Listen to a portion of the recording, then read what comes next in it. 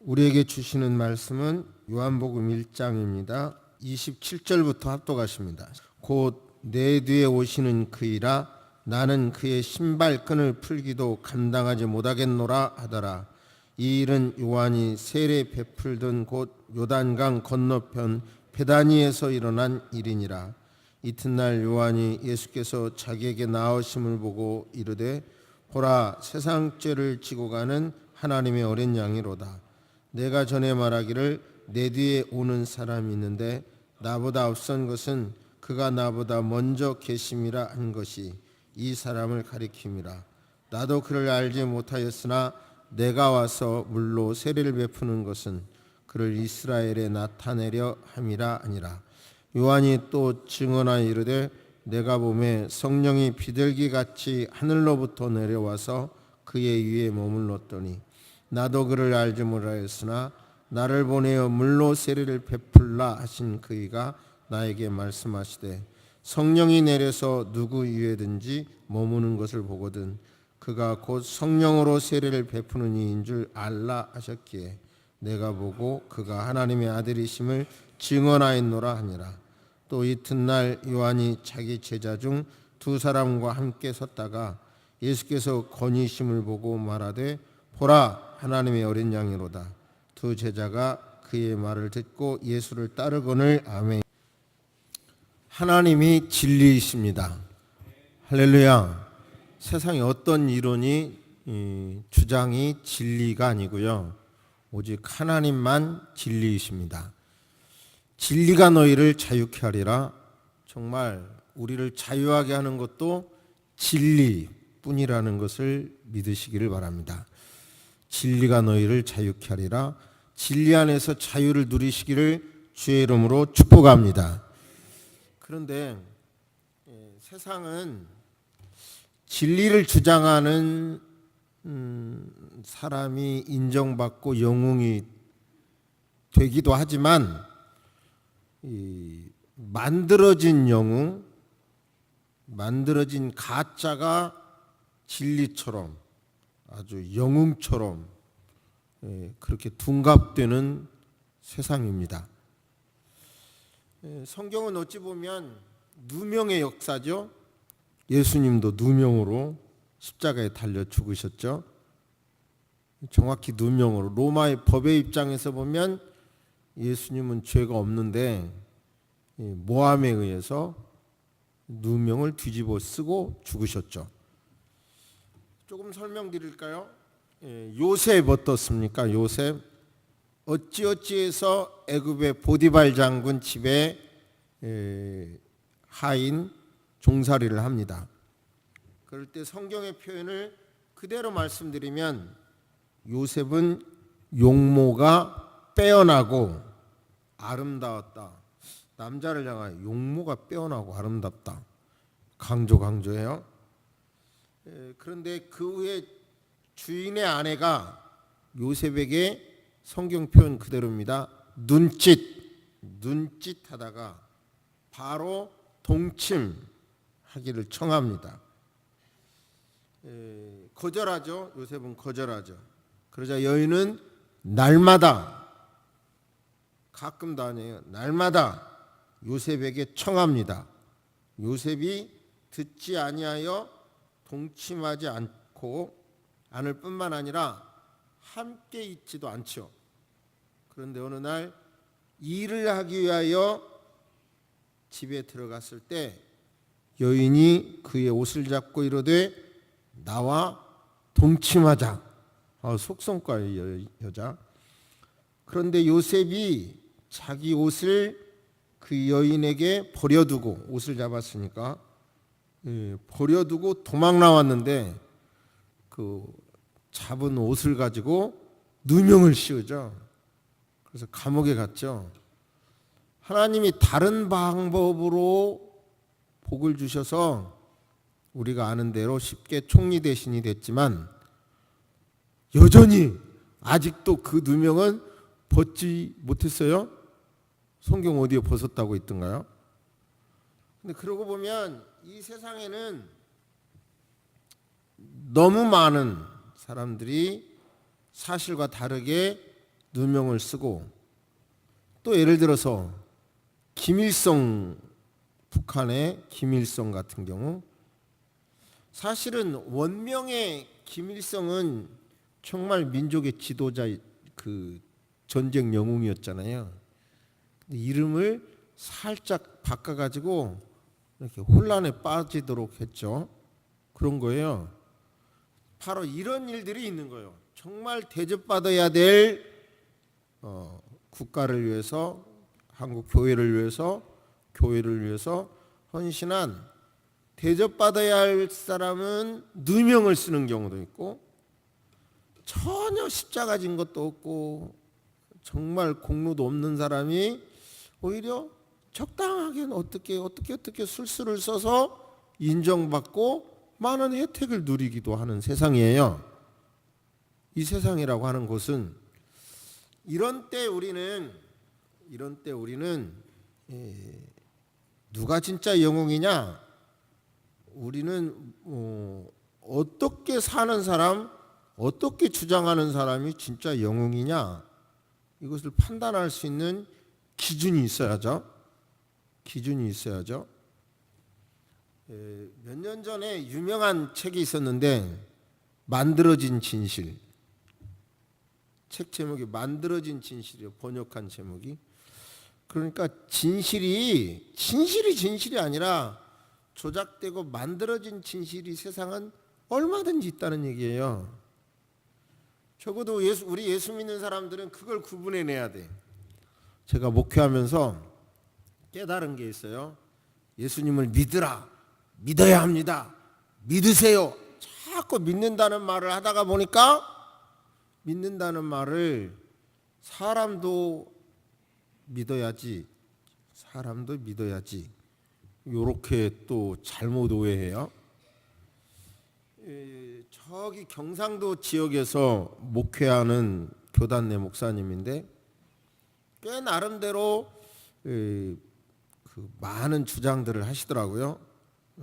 참 훌륭하시고 똑똑하시다, 그렇게 생각을 했는데, 저하고 나름 친한 친구 목사님한테 연락을 해서 나를 총회본부 옆에서 꼭 만나줘요. 그래서 그렇게 주장하는데 안 만날 수 있어요? 그래서 총회본부 옆에서 만났어요. 그랬더니 그분이 하는 말씀이, 이런 다단계를 해야 한다. 그래야 유목사가 살고 교회가 살고 한국 교회가 산다. 너무 순진한 목사님이 피를 받은 거예요. 그래가지고 그 목사님 진실로 열심히 말을 하더라고요. 그 제가 어떻게 해요? 그래서 목사님 1년 뒤에도 꼭 그렇게 말씀하실 수 있는지 그때 가서 봅시다 그랬는데, 4, 5년이 지났는데 아직까지 소식이 없어요. 그대로. 그러니까 우리 믿는 사람들은, 저도 지금도 귀가 얕다는 소리를 딸한테 들어요. 딸한테는 아버지도 아주 귀가 얇어. 예수 믿는 사람은 그러니까 믿는다는 소리를 하도 많이 듣고 말하다가 보니까 믿지 말아야 할 것을 믿다가 손해봐요. 구분하자, 이런 말씀이에요. 설교를 지금 오늘 무슨 설교를 할지 감이 오십니까? 우리는 진리를 믿어야 되고 바른 걸 믿어야 되고, 무명하더라도 정말 헌신자를 인정해야 되고, 유명하더라도 가짜로 된 사람은 그런갑다 하고 말아야지 존경할 필요는 없다. 눈치를 보니까 전혀 감을 아직 못 잡으신 것 같아서 하나 더 얘기를 드리면요. 제가 살던 그 시골에, 마을의 옆 동네에 큰아들은 지하철인 것 같아요. 지하철. 하여튼 철도 그 관련된 공무원이라고 해야 되나요? 거기 직업을 가졌고, 그 다음에 둘째 아들은 조선대학교를 나오고 거기 의사예요. 의사. 그리고 둘째 며느리는 조선대 나왔고, 첫째 며느리는 전남대 나왔어요. 학교를 이상하게 말하는 것도 이상하긴 한데, 근데 온 동네 사람들이, 그 둘째 아들은 1년에 한 번 시골에 올까 말까요. 아버지 어머니 있는데. 근데 온 사람들이 기회만 있으면 우리 동네 의사가 나왔다고 하고 막 칭송해 칭송.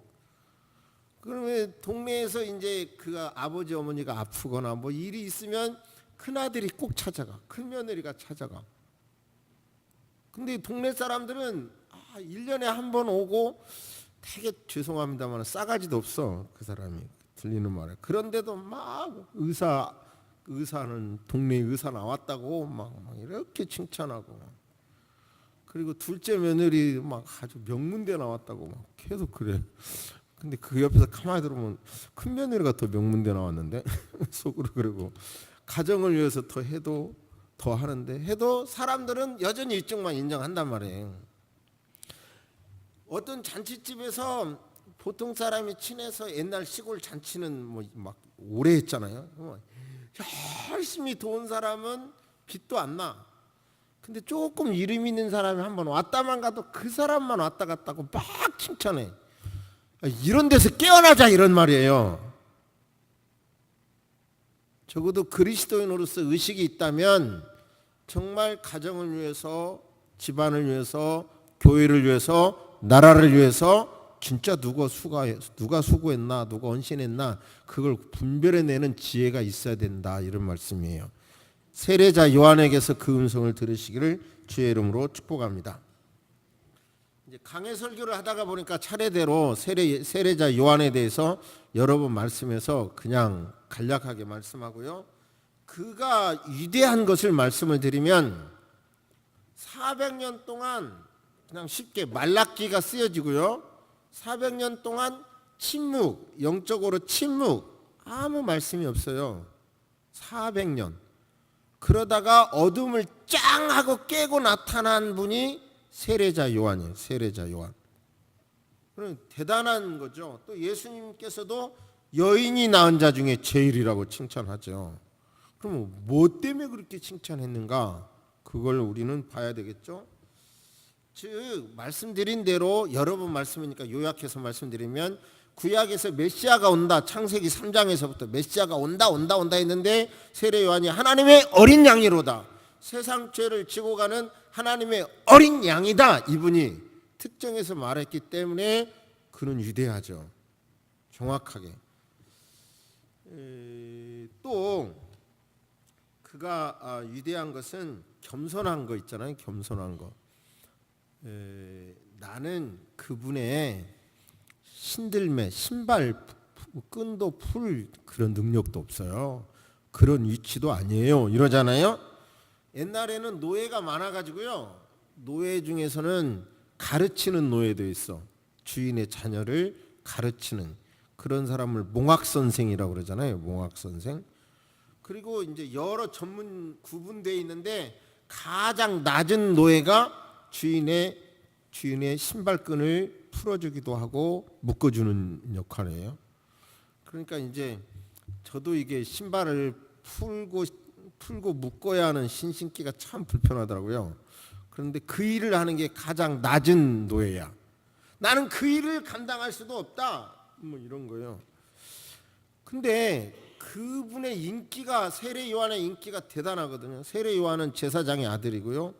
예수님보다 먼저 나왔잖아요. 그러니까 이거는 성경에는 없음. 아무래도 어렸을 때 같이 놀았으면 세례자 요한이 더 예수님보다 뭐라고 표현해야 되나요? 대빵이었을 것 같아요. 쉽게 말하면, 사투리로 표현하면.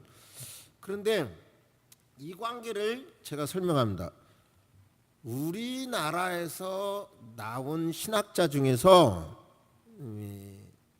전 세계에 그래도 알려진 신학자, 그래도 내노라 한 신학자, 100년이 넘는 우리 한국에서 대한민국 사람으로서 그래도 세계적인 신학자라고 내세울 수 있는 사람이 한 명 있어요. 그 사람이 누구냐면 김세윤 박사예요. 생긴 것도 꼭 외국인 같아요. 여기가 이렇게 털이 많이 나와갖고 강의도 정말 기가 막히게 해요. 박사과정에서 저는 여러 강좌를 들었는데 90분 강의를요, 딱 시작해서 딱 90분 질문까지 딱 끝내는 거 보면 정말 기가 막혀요. 기가 막혀요. 내용이나 모든 게. 그런데 그분이 이렇게 주장을 해요. 그런 게 종류예요. 서울대를 나오고 총신을 하고 총신 교수하다가 미국의 지금 유명 대학 폴로에서 교수를 하시는 분이 말하기를 예수님이 세례 요한의 제자였다 그래요. 저도 동의하지는 않아. 근데 동의하지 않으니까 제가 김세훈 교수의 주장을 일부러 지금 소개하죠. 그 나름대로 여러 가지 논리를 갖다 대요. 그런데 세례 요한은 그는 그만큼 세례 요한의 영향력이 컸다는 얘기죠. 그는 흥해야 하겠고 나는 쇠해야 하리라. 이렇게 얼마나 겸손한 거예요. 저는 이번 설교를 준비하면서 세례 요한의 그 겸손이 가장 크게 와닿은 말씀이 35절입니다. 한번 읽어보실까요? 시작. 또 이튿날 요한이 자기 제자 중 두 사람과 함께 섰다가 예수께서 거니심을 보고 말하되 보라 하나님의 어린 양이로다. 두 제자가 그의 말을 듣고 예수를 따르거늘. 저를 보세요. 이런 거예요. 세례 요한이 이제 가는데 예수님 가시는 걸 보고 하나님의 어린 양이로다. 세상 죄를 지고 가는 하나님의 어린 양이다. 우리가 기다리던 메시아다. 이렇게 말을 해요. 그러자 세례 요한의 제자가 예수님의 제자로 딱 바깥하는 거예요. 다른 건 다 하겠는데 지금 내 제자가 예수님 제자로 싹 선생 등지고 딱 갈 때 얼마나 속상할까요? 나는 이 대목에서 진짜 세례 요한 겸손하다. 하나님의 나라를 겸손하다. 다른 때는 못 느꼈는데 이 대목에서 이번 설교를 묵상하면서 그렇게 느끼더라고요. 그만큼 그분은 겸손했던 거예요. 또 하나, 이거는 또 조금 제가 상상력을 발휘한 내용이라는 걸 먼저 말씀드립니다. 그것을 말씀드리기 위해서 이순신 이야기를 하게 되는데요. 이순신 장군이 전쟁을 다 이기고 이제 마지막이에요. 마지막. 그런데 갑판 위에 적이 총을 쏠 수 있는 위치에 갑판 위에 올라가서 지휘하다가 죽었다는 사실 앞에 어느 교수는 일부러 그런 거다. 일부러 죽은 거다. 그렇게 주장을 해요. 인터넷 찾아보세요. 왜 그러냐 하면 일부는 수많은 이미 이순신 장군을 지지하던 중앙의 강요는 이미 힘을 잃기 시작했고요. 백의종군이라고 그러잖아요. 별 계급장 떼고 쫄병으로 그냥 바로 전쟁에 참여했잖아요. 그런데 본인이 살아서 이 전쟁을 이기고 살면 그 당시 임금이나 조정은 도망가기 바빴는데 여기 이순신이 나라를 지킨 거잖아요. 그러니까 인기가 올라갈 거고 또 그 다음에 본인뿐만 아니라 따르던 장군들까지도 이거 또 모함으로 죽을 것 같으니까 이순신은 죽음을 계획적으로 선택했다. 이렇게 주장해요. 그건 맞는지 안 맞는지 저는 모르지만 근데 나름 들어보면 일리가 있고 만약 이순신 장군이 그렇게 순국하시지 않았다면 아마 그런 예측이 전혀 틀리지 않을 거라는 생각도 들어요. 자, 그러면 세례 요한의 인기가 아까 말씀한 대로 예수님까지도 세례 요한의 제자였다. 제자여가 아니라 할지라도 영향력은 받았다. 그렇다고 한다고 하면 세례 요한이 계속 있음으로 예수님을 따르는 사람들이 아무래도 세례 요한을 따르기 때문에 어렵게 되죠. 그러니까 예수님을 다 따르세요 하고 그냥 그 당시 빨리 우리가 성경에는 그냥 헤롯이라고 기록되어 있는데요. 정확하게 말하면 헤롯 대왕도 있고 헤롯 안티파스도 있거든요. 헤롯 안티파스를 막 공격해요. 그가 뭐냐면 이복 동생인 헤롯 빌립의 아내와 결혼하거든요. 했거든요. 그 사실을 막 공격하다가 감옥에 갇혀서 그렇게 죽었잖아요. 죽음을 통해서도 내가 어려움 당하지 않도록 하겠다. 예수님의 길에 어려움 당하지 않도록 하겠다라고 그렇게 생각할 가능성이 높다는 생각을 하게 됩니다. 이해가 돼요? 진짜 겸손하다는 생각이 들죠. 그러니까 여인이 낳은 자 중에서 제일이죠. 양보. 예수님을 위하여 철저하게 양보했죠. 저와 여러분도 결국은 사는 목표가 뭐예요? 하나님께 영광 돌리기 위함이고 우리 그리스도인은 이 땅에 하나님 나라를 위하는 거니까 결국은 무명하더라도 너무 쉽게 억울하게 죽었다 하더라도 하나님의 나라를 위하여 하나님의 뜻을 위하여 하나님이 원하시는 그런 사역을 위하여 일하는 사람이 무명하다 할지라도 그를 존중하고 축복하는 그런 안목이 저와 여러분에게 있어야 합니다. 할렐루야. 오늘 주보에 있었지만요, 미국 대통령 2016년에 대통령 선거 기간 중 트럼프 후보가 당선될 것이라고 우리나라 언론에서 주류 언론에서 아무도 주장하지 않았어요. 그래서 찾아봤어요. 미국 CNN, 뉴욕 타임, 워싱턴 포스트, LA 타임즈 등을 찾아보니까 미국의 주류 언론에서도 트럼프가 당선된다고 예견한 언론은 없었더라고요. 자, 이건 뭐예요? 왜 그랬을까요? 결국은 저는 전문가가 아니니까 모르지만 사실을 보도하기보다는 각 회사의 이권, 계획에 따라서 보도한 거예요. 그러면 여기서 우리는 중요한 것은 성경 안에도 있어요. 선악과 땀 먹어라. 이건 성경에 기록돼서도 마귀의 소리야. 십자가 지지 마세요. 성경에 기록돼 있어도 마귀의 소리야. 지금 우리 시대에 들려오는 수많은 소리가 있어요. 이 소리 중에서 우리는 정말 하나님의 소리가 뭔가 세계가 주장을 해도 유엔이 주장을 해도 하나님의 소리가 뭔가 정말로요. 기도하면서 공부하면서 여러분 분석해야 할 시대에 살고 있습니다. 그게 믿음의 영웅이에요. 할렐루야.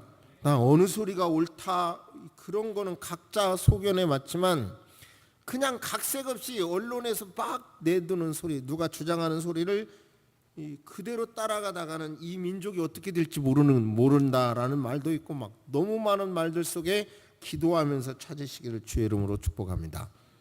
적어도 저는 객관적으로 법학 박사잖아요. 백관적으로 법을 공부한 사람인데요. 여기서 양보를 한다고 해도 세례 요한이 양보를 해. 그러나 본질은 양보하지 않았어요. 예수님도 양보는 했지만 본질은 양보하지 않았어요. 비본질적인 건 양보할 수 있어요. 그러나 본질은 양보하면 안 돼요. 대한민국 국민으로서 그리스도인으로서 우리는 이제 우리 교단에서 보수적인 교단에서 이런 일을 하기가 어려운데요. 그래도 이건 우리 교단적으로도 지금 오늘 광고 겸 말씀을 드리면 차별금지법이나 이런 것은 해도 너무한다. 성경의 사상을 너무 많이 지금 훼손한다고 믿고 우리 교단에서도 서명을 받아서 진정하기로 하고 지금 우리 교회도 오늘 서명지를 받게 내놨는데요. 그러니까 세계가 막 동성연애를 주장하고 뭐 차별금지법을 주장하고 이런 흐름이 말은 맞는데 그런 흐름이 뭔가 성경의 내용과 다르다고 한다면 우리는 그런 것이 잘못됐다는 의식이 있어야죠. 그런데 예를 들어서 우리나라 헌법도 잘 보세요. 대한민국은 민주공화국이다 이렇게 돼 있어요. 민주공화국이다. 제가 좋아하는 서울대 한희섭 교수는 이렇게 말하고 있어요. 대한민국은 민주공화국이 되어야 한다. 그렇게 민주공화국이 되어야 한다로. 그러니까 영어로 말하면 이지를 쓸 게 아니라 쇠를 써서 계속해서 민주공화국이 돼야 된다 이렇게 말씀하고 있어요. 민주주의란 민중 플러스 지배의 합성어인데요. 의미는 국민이 주권을 가진 정치를 말하는 거고, 인간의 이념은 인간의 존엄성 실현이고 자유와 평등이에요. 그러니까 여기서 민주주의라고 하는 게 얼마나 좋은 말인지요. 북한에 가장 쓰고 싶은 단어가 뭔 줄 아세요? 북한의 공식 명칭이 그들이 원하는 조선 민주주의 인민공화국이에요. 다시요. 북한도 국호가 자기들이 하는 국호가 민주주의 들어가고 공화국도 들어가요. 조선 민주주의 인민공화국, 북한의 명칭이.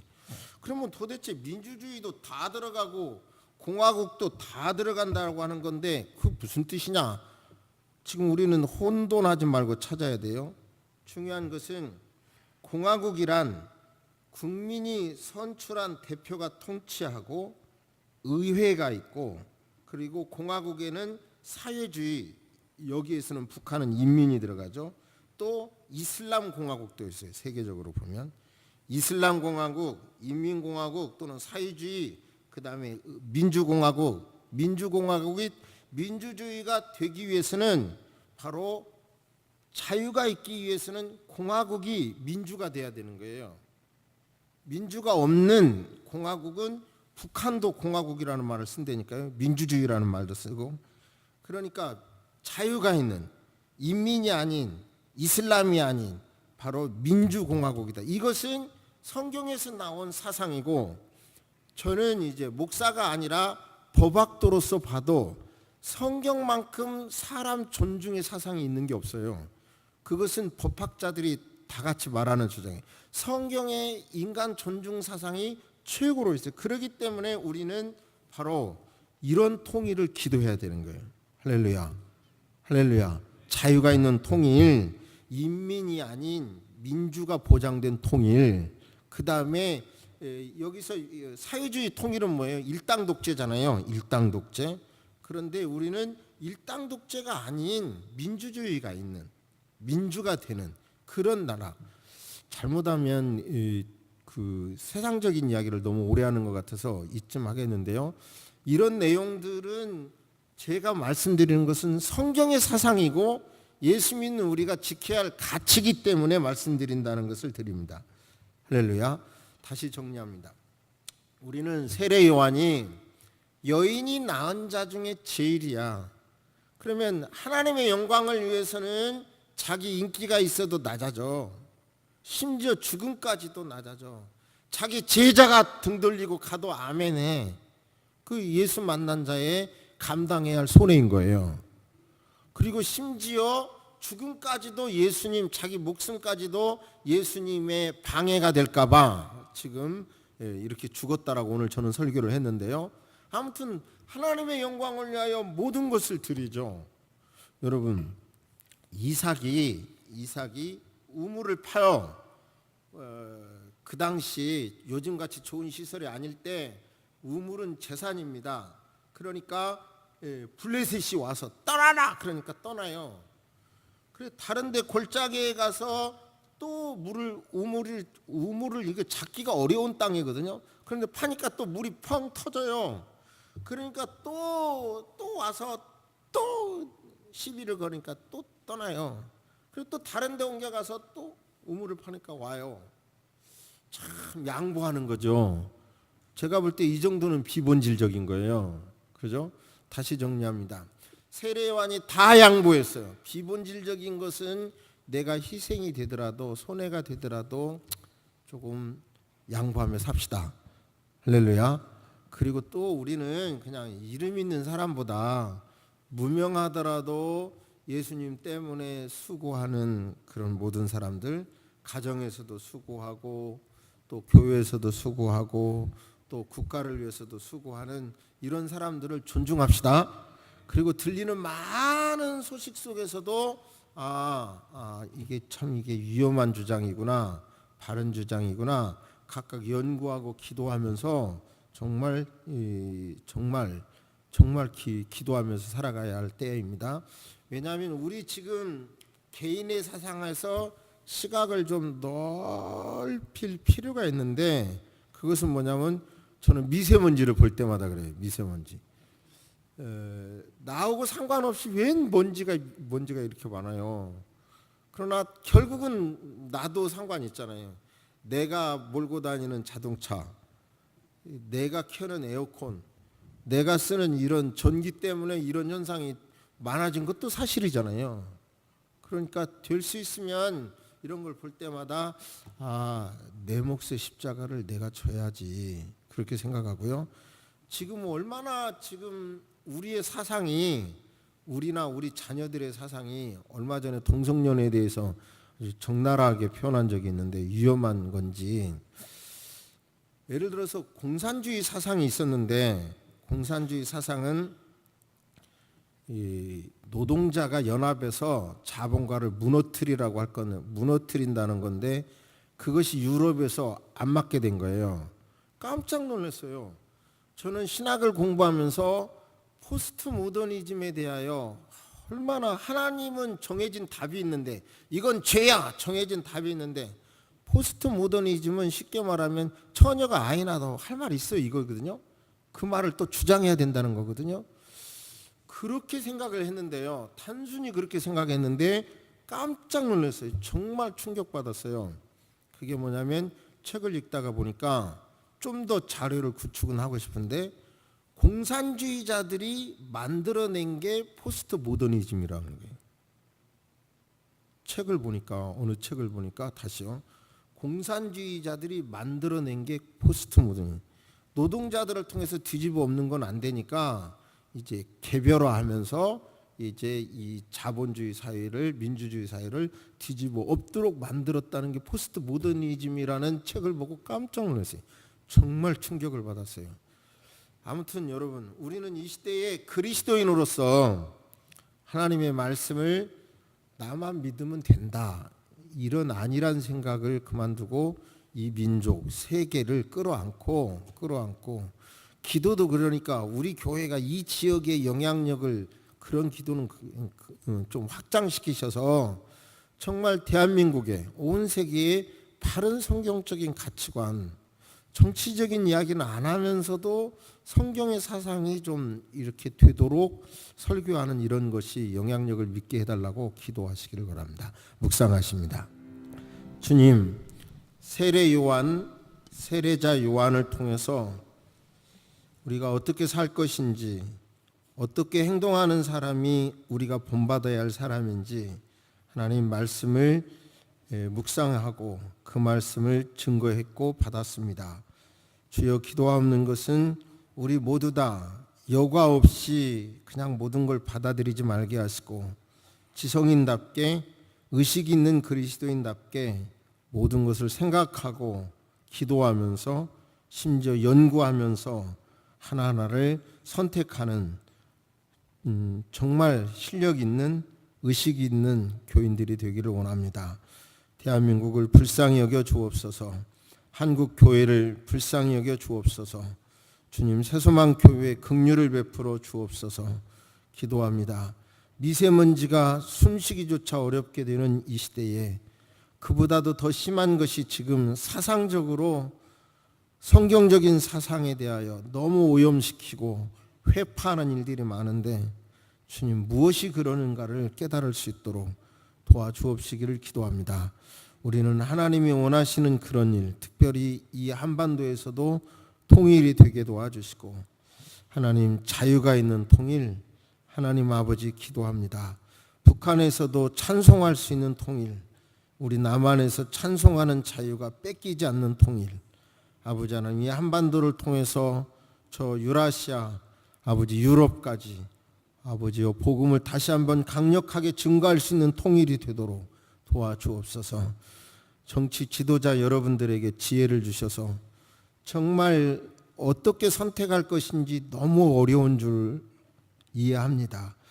가장 바람직한 방향으로 외교를 선택할 수 있도록 도와주시옵기를 기도드립니다. 아버지, 우리 모든 국민들이 찬송하면서 열심히 일하면서 부모와 자식 간에 좋은 대화를 하면서 부부가 돈 문제로 인하여 극단의 어려운 문제로 인하여 갈등을 겪지 않으면서 살아갈 수 있는 나라가 되도록 도와주옵시기를 기도합니다. 돈 때문에 결혼하지 못하는 수많은 젊은이들, 취업이 되지 않아서 고통당하는 젊은이들에게 하나님 지혜를 주시고, 기업인들이 힘을 다하여 아버지 하나님 기업을 열심히 해서 이 나라에 세금을 많이 내서 아버지 베이비 부모들이 저축하지 않고 노년을 맞이한 베이비 부모들이 아버지 노후에 편안하게 살 수 있는 나라가 되도록 도와주옵시기를 기도드립니다. 예수, 예수, 예수. 정말 아버지 하나님 인류를 구원한 예수.